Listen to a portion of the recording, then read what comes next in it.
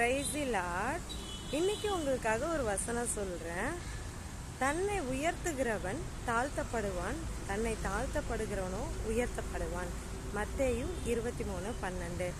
ஆண்டவர் என்ன சொல்றாருன்னு பாத்தீங்கன்னா, நீங்க எந்த இடத்துல தன்னை பெருமையா நினைக்கிறீங்களா? நான் இவ்வளோ அந்தஸ்துல இருக்கேன், இவ்வளோ கார் இருக்கு, இவ்வளோ வசதி இருக்கு, உன்னை விட பெரிய வேலையில இருக்கேன், உன்னை விட நான் அழகுல சிறந்தவன், இப்படியெல்லாம் நீங்க எந்த இடத்துல சொல்றீங்களோ அந்த இடத்துலலாம் 1 மாசமோ 2 மாசமோ திடீர்னு ஆண்டவர் உங்களை அப்படியே தலைகீழா கவுத்துருவாரு. நீங்க பெருமையா எதையுமே பேசக்கூடாது.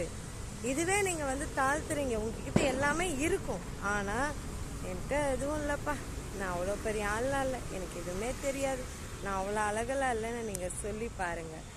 அப்படிப்பட்டவரை தான் ஆண்டவர் நேசிக்கிறார். அப்படிப்பட்ட உங்களை நீங்க யாருக்கிட்ட இப்படி வார்த்தையா சொல்றீங்களோ இன்னொருத்தவங்க உங்களை பெருமையா பேசுவாங்க. எந்த இடத்துல நம்ம தாழ்மையா போறோமோ அந்த இடத்துல தேவன் நம்ம தலையை உயர்த்துவாரு. எந்த இடத்துல நம்ம தலையை ரொம்ப உயர்வா கொண்டு போறோமோ அந்த இடத்துல உலகமே நம்மளை காரி துப்புற அளவுக்கு கேவலமா நடக்கும்.